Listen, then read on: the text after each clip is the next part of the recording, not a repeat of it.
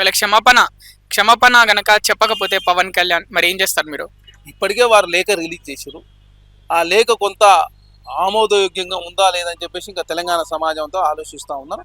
ఖచ్చితంగా ఈ సమస్యకు ఖచ్చితంగా పవన్ కళ్యాణ్ గారే పరిష్కారం చూపిస్తారని చెప్పేసి మేము భావిస్తా ఉన్నాం. ఎందుకంటే భారతీయ జనతా పార్టీ, జనసేన ఇక్కడ మొన్న 23లో జరిగిన ఎమ్మెల్యే ఎలక్షన్లో 8 స్థానాల్లో జనసేన కేటాయించింది భారతీయ జనతా పార్టీ. అక్కడ టీడీపీ, జనసేన, భారతీయ జనతా పార్టీ ఆంధ్ర రాష్ట్రంలో అధికారంలో. కాబట్టి భారతీయ జనతా పార్టీ నాయకులు కూడా స్పందించాలా. ఇప్పుడు రేవంత్ రెడ్డి గారి ఇష్యూని పెద్ద చేసే భారతీయ జనతా పార్టీ మరి పవన్ కళ్యాణ్ గారి విషయంలో కూడా మాట్లాడాలి కదా.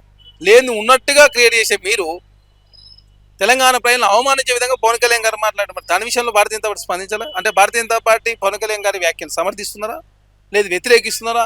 ఏందో మీ వైఖరి ఇప్పటివరకు ప్రకటించాలని చెప్పి కోరుతా ఉన్నాం.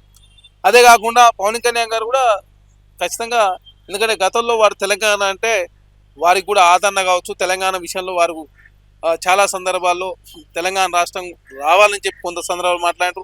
తెలంగాణ మీద సానుభూతి కూడా ప్రకటించిన సందర్భం చూసినాం. కాబట్టి తెలంగాణ రాష్ట్రంలో వారికి కూడా చాలా పెద్ద ఎత్తున ఫ్యాన్ ఫాలోయింగ్ కూడా ఉంది. కాబట్టి ఖచ్చితంగా పవన్ కళ్యాణ్ గారు తన ఆలోచన పునఃసమీక్ష చేసుకుంటారని చెప్పేసి భావిస్తాం.